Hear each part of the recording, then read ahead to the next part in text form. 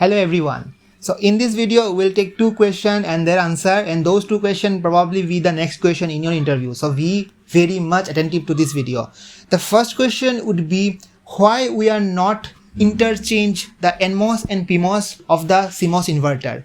And the second question is that why we don't use the NMOS logic inverter. With all the detail from the basic to the level you need to know to impress your interviewer. So please like this video now and let's get started. So we will start our discussion with this question, and that is what will happen if we just interchange PMOS with NMOS. And you would be not sure, but this is really a trending question in CMOS inverter. Many times interviewer try to trick you with this question, and in general if we don't think, then we will tell them it would behave same as inverter only. But if you see deeply, then it's actually won't be working as an inverter, and it will be working as a buffer. Now many of you probably know what is a buffer, and probably you don't know, but buffer is nothing but as name suggests, it just give you some buffer to your signal. If your signal is of high, then in the output you will get a high only. If it is low, you will get a low only. In rough sense, it don't change the logic level of any signal. So there would be a question, then what's the need of buffer? But that thing today we are not taking one. But yeah, a buffer has a lot of application in digital IC or in analog sense also. So this thing will create a buffer, and how it create a buffer, you just need to analyze it, right? So in our last video we have did that already, but still if I want to do it, then let's do it. If I give something a high voltage here, high means again it's a 5 or any voltage which we have defined during designing. So if I give a 1 logic here, then by the virtue of their operation of NMOS and PMOS, so our NMOS would be on and our PMOS would be off. So roughly we can say that the connection would get break down here, and our output are coming from here. And if you remember our first lecture episode 1, then I have said you we have always a capacitance load there, right? So if I give a 1, then you can clearly see that we are having a path from the VDD to our CL, so that capacitor gets charged, and capacitor will get charged to the maximum allowed value to this technology. And if it is a maximum allowed value, that means it's the logic 1. So I'm giving 1 and I'm getting 1 only. So you can see that our logic level not changed here. What is the input, and we're getting same in the things in the output only. But again there is a one question, and that is this can work as buffer, but in reality sense we never use this circuit as buffer. Why? That would be a question, right? So why we are not using a buffer? Because in buffer we want that the highest level, like for example if I say our 5 volt is the highest defined voltage in this design, then 5 volt would be your logic 1, and the lowest defined, most probably 0 volt, would be your 0 logic. But this is not the exact scenario, that if it is a 5 then it is 1, if it is 4.9 then it is not a 1. Then what is this? Because we have only 2 levels, right, in digital sense. So we generally define a middle ground, and probably maximum of time it is at the halfway. So if it is more than 2.5 volt, it would be 1. If it is less than 2.5, then it would be 0 logic, right? So anytime we established a buffer, we want, or any digital gate actually, or circuit only, we want that in the output, if it is giving us 1, then there should be as close to 5 volt as possible, and if it is giving you 0, then as close to 0 volt, not 2 volt. Because 2 volt also, from this scenario you can say, if in the output you are getting 2 volt, then 2 volt will also be considered as 0 logic. So that is all okay, but we don't want that. We want that anytime we get a 0 logic, then in the output there should be as close to 0 volt, and if it is high it should be as close to 5 volt. What's the reason again? And reason is lies if you know the noise margin. I am not taking noise margin today, but for sure in next 2-3 videos I'll take a noise margin, which is a very important question in any CMOS inverter or any digital logic. By defining this, actually we are increasing our noise margin. if you are very much interested, let me tell you roughly why it is so. See, if in the output I am getting something, for example 3.5 volt, and this definition will make this thing to logic 1, right? But see, if you get some disturbance from anywhere, then it is too likely that it can go below 2.5 also, and which will make your logic 1 to logic 0, means noise has disturbed your signal. But in contrary, if in the output we have something very close to 5 volt, then that is very hard for any noise signal, any spike, to make it to go below 2.5. So that's the only reason that anytime in the output we are getting 1, we want it to be as close as the highest value, and if it is 0, it should be as close to a 0 volt, or which is defined in our technology. So that's why this buffer circuit is never used in practical scenario. Why? From this explanation, it is still not clear that why we don't use this buffer in general scenario, because our CL has all the chance to get charged nearly up to VDD, right? And there lies a very important concept, and that is the concept with your NMOS and the concept with your PMOS. NMOS is always called a very good conductor to 0, and PMOS is always called a very good conductor to 1. Why? I'll gonna explain in next few minutes. Firstly, let me explain why NMOS is, let me erase this, not a good conductor of VDD, because here the things only we want, and that is through this NMOS our capacitor should get charged as close to as 5 volt, but this thing with NMOS is not possible. Why? This is a very important question, so please give your all concentration here. So see, I have connected this NMOS to a VDD source, and let me connect it here to a capacitor, the same scenario which we have in this circuit. Okay, so anytime you give something high here, like VDD, will generally give VDD, that is the maximum defined here. So anything we give anything high here, 1 or the VDD, then NMOS would be on. It will try to draw current from VDD and it will start charging our capacitor. Perfect. But see, what will happen when our NMOS become on? There is a condition, if you just remember your MOS basics, and the condition is that anytime your VGS should be greater than your VTN, N for NMOS, and this VT is your threshold voltage, and your VGS is nothing but your VG voltage at the gate minus voltage at the source, right? This is my gate, this is my source, this is my drain. And here again we have another confusion, and that is which one is our drain and which one is our source, because a MOSFET is a symmetric device. So we can easily say that no, this is not my drain, this is not my source, this is my drain, and this is not my drain, this is my source. But in general we don't do this thing. Why? Because see, the name source and drain arrive because source always source the flow of electron and drain will always drain the electrons.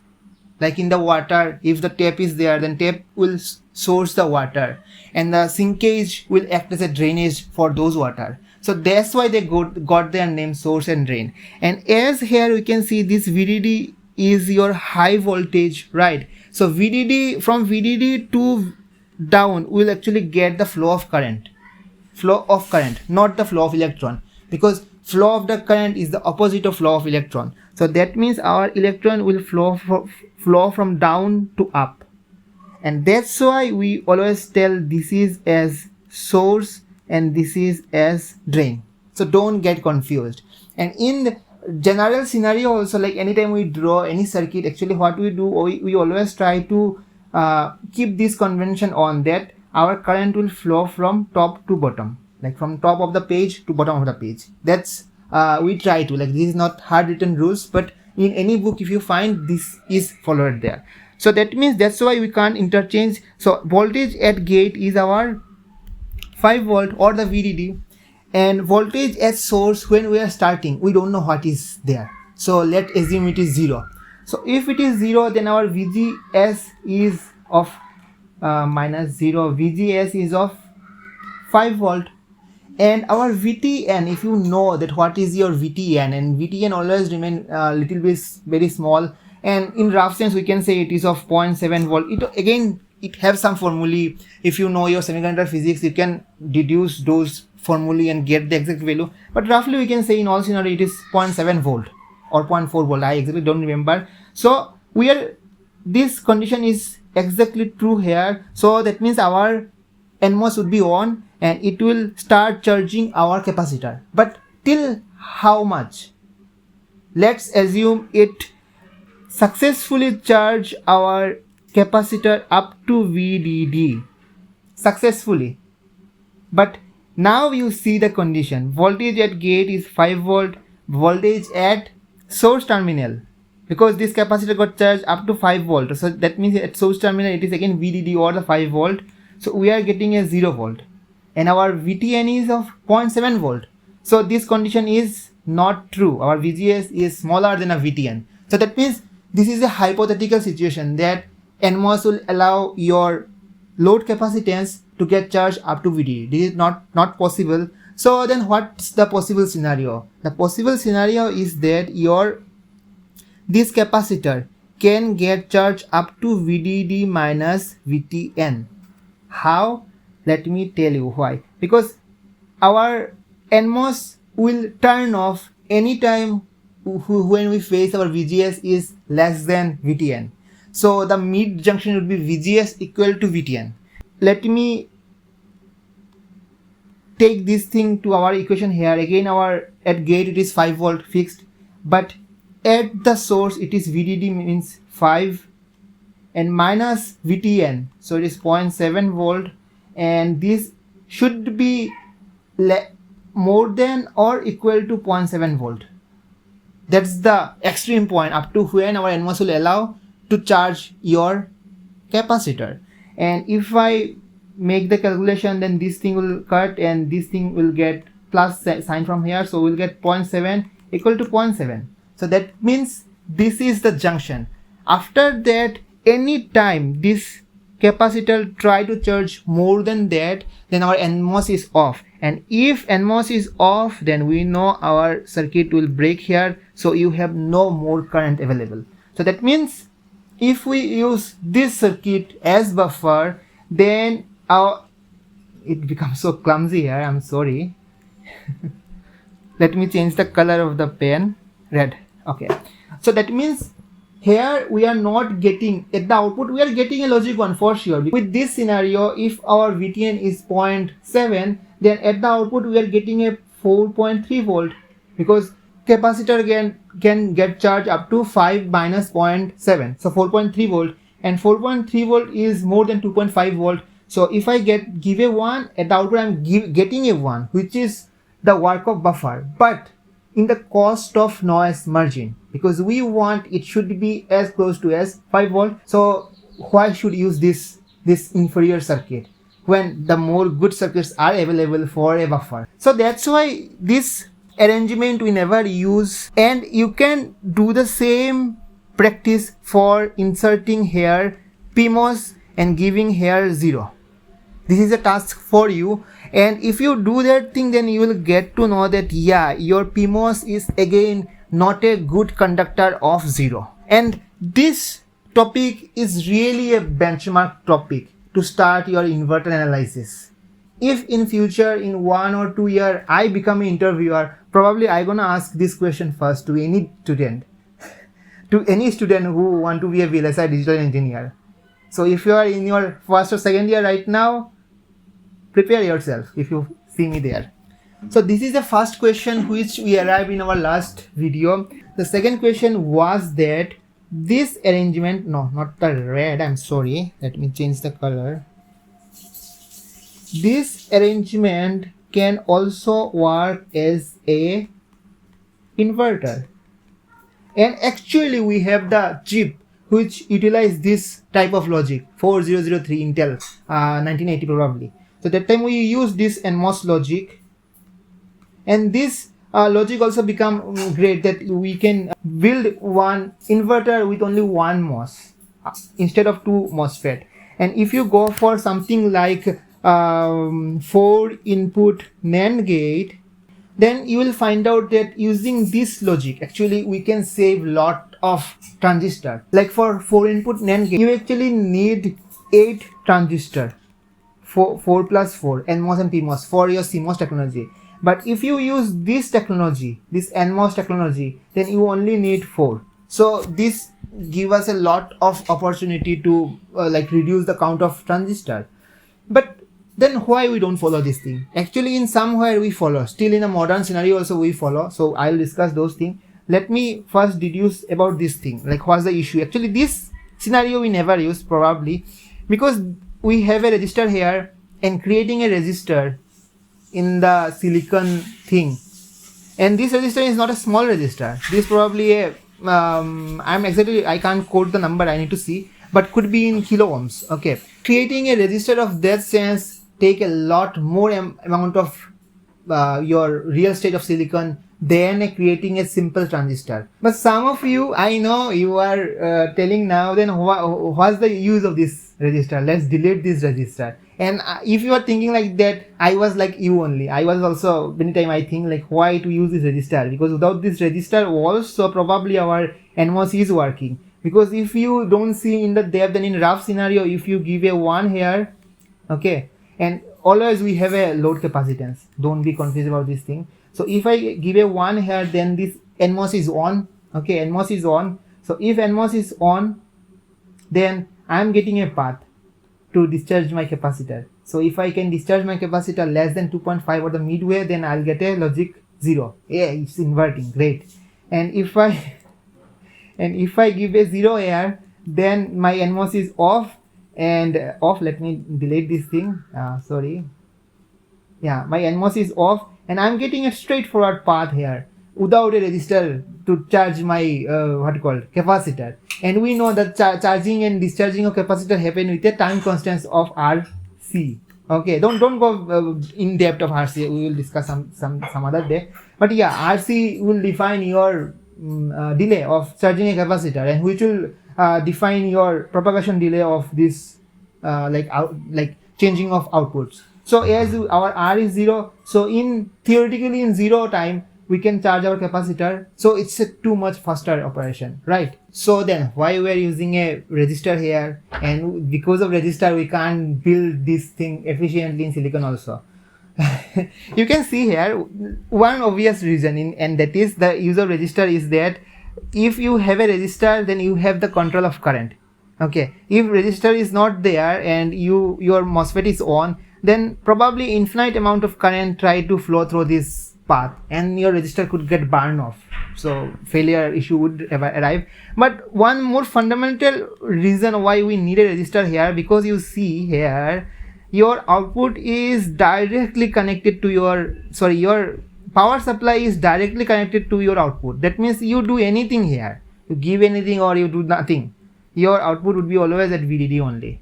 Your capacitor will always get charged into VDD only, it won't get discharged. So roughly, in rough sense, this part of the circuit is of no use.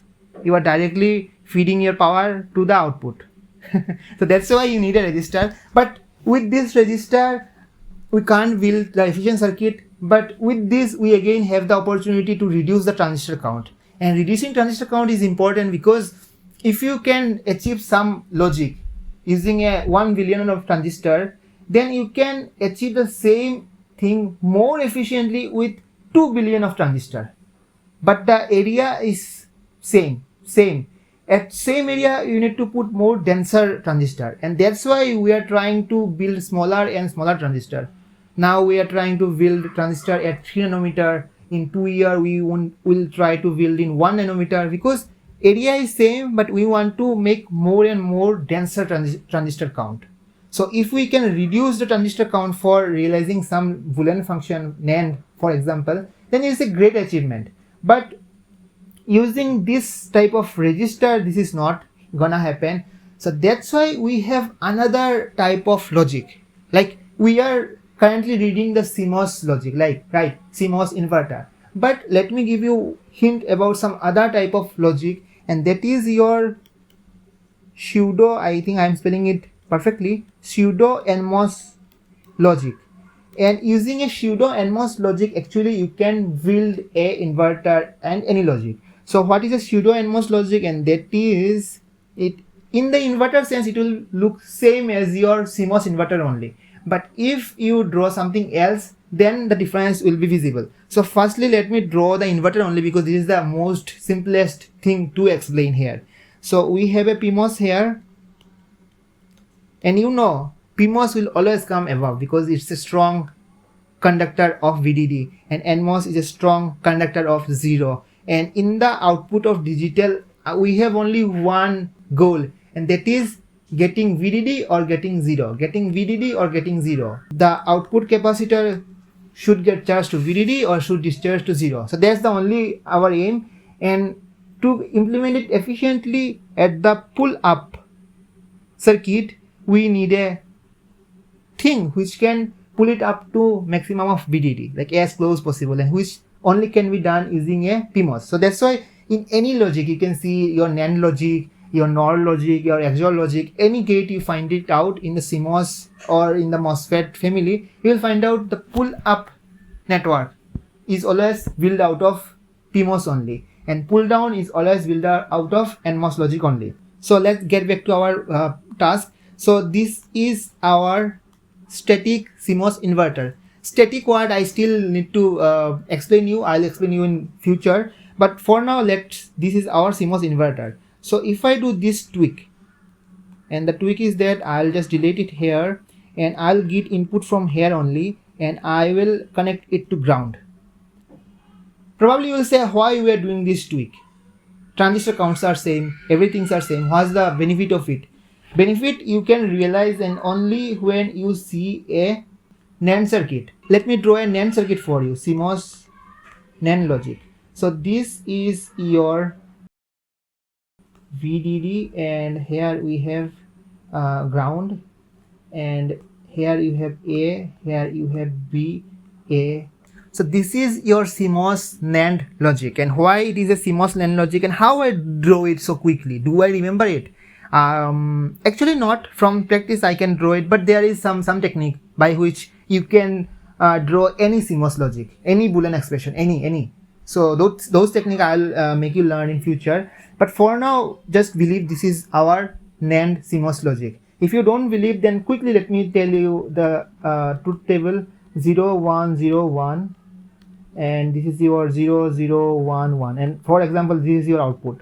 So if it is 0 0 at NAND logic, this should be 1, and then other thing should be 0. So let me verify you with this one for saving our time. So if you give a 0 here and 0 here, let me change the color of this thing. So if you give a 0 here, 0 here, 0 here, 0 here, so this 0 0 will make this PMOS on, and here we have our load capacitor. So if our PMOS on, so from these two paths our output capacitor will get charged, and as we are giving 0 here, this thing will be cut off, this thing will cut off, so that means we are getting a 1. So this thing is verified. So this is your NAND logic, but here you have used your 4 transistor. But let me draw the same thing using the 3 transistor only. And how I can do this thing, let me show you. Like your NMOS network would be the same, but in the PMOS network it would be different, and we will be using only one PMOS only. And from here one important question probably arrive. I'll go there, just wait a minute. This is your Bout, and this is not A, this is your ground. Okay, this is your ground, don't confuse. So see, here you can see if our PMOS is connected to a ground, that means it is on forever. It is on forever because it is 0, right? So if it is on forever, that means we have a always on path here, right? Always on path here, which can charge our capacitor to VDD. So if I give a 0 0 here, then these NMOS are cut off, and from VDD it will charge, or it actually already probably charged our capacitor. So we are getting a high output here, and from this truth table we need this high. Now let's try this combination 1 1. So if I give a 1 1 here, then these NMOS are on, right? So if they are on, then I can roughly make them short. Actually they would be short, there would be a small resistance, but we have a path, right? So that means this capacitor can discharge easily. But again you will tell me that yeah, this capacitor can get discharged, right? And if this capacitor can get discharged, so at the output I can get a 0. There is a potentially I can get 0, right? And we need 0 only, because if I give 1 1 to an AND gate, I need to 0 only. But the problem is that this PMOS is always on here, unlikely our CMOS inverter or the CMOS logic, where one side will be on at a given time. But here our PMOS will always supply some current to try to charge this capacitor up, and we are also having a path to discharge our capacitor. And that time actually we use a technique, and the technique is called sizing your MOSFET. And I'm not going deep into sizing your MOSFET today, it will be a little deeper, but in rough sense, if you have a broader path for current and if you have a smaller path for current, then which path your current will follow? For sure the broader path. We also as a human will always try to go in broader path, right? And current will also follow the same way, because these have a less resistance, this is a high resistance, so most of the current will go through this broader path than this smaller path. And the same thing we try to simulate or do in this type of circuit, that we build a bigger MOSFET here and a probably smaller. This thing could change when we see the equations, but right now I don't have an equation, so I am just roughly telling you, okay? And in interview we don't need to go deep into equations actually. These explanations are all okay or valid for an interview. So we try to size our size our MOSFET, and how to size not blindly, by seeing the equations. So by seeing the equation, we size our MOSFET in such a way that when this PMOS is trying to charge our capacitor, at the same time it can also discharge our capacitor more faster way. And there will be a competition between these two NMOS and between this PMOS, and there will be a middle ground, okay, after which the PMOS can't charge our capacitor more, or the below NMOS can't discharge it to more down, and there we get some V out which should be less than the defined value. For example, if it is 5 and 0, 2.5. So our B out, we need it to be 0 or closer to 0 volt. But because of this family of logic, which is called Pseudo NMOS, our output won't be as close to 0 as could be happen in CMOS logic. But still we can realize the 0 logic, right? So we have the advantage here that, like, instead of 4 MOSFET, we can use 3. And here it is 4 and 3, but in bigger circuit it could be more differentiation. So this is the advantage. But the disadvantage, one disadvantage is that our noise margin will reduce, and why it will reduce, I have just explained that it won't be as close to 0 or as close to 5 volt. It will be some in the middle ground, okay. And the second issue is that our switching is done. Then also there is a current flow from this PMOS. There is the extra current flow, which is not in the case of CMOS. Anytime we give 1 here, our PMOS is just cut off and no current is flowing. We are just charging our capacitor and then no current is flowing. But here we will be having a static power distribution also. Static means when signals are not changing. But that time also in this type of logic, power distribution would be there. So now if your interviewer asks you that you need to build a chip where chip would be connected to a desktop, where the current or the power is coming from the wall socket, it is not running on battery. So that means power is not of our priority, but the desktop should be very much efficient or fast. So for a faster, efficient chip, we need more denser CMOS or denser logic implementation. So at that moment, what you will use? If you have two options, one is your Pseudo NMOS logic and another is your CMOS logic. If you have the answer, you can write down in the comment section. And if you don't know the answer, then in the next video, I'll tell you which logic we should pursue. But I think it's all clear from this explanation. Now this is your CMOS inverter, right? But do you think I'm hiding something here? What actually I'm missing here? This is not the full explicit schematic view of your CMOS inverter. IM or any book for sure hide something here. And about this thing I'll discuss in our next video. We'll be releasing very soon. So if you the answer, comment it down or wait for my next video. Till then, stay cool, enjoy and keep learning.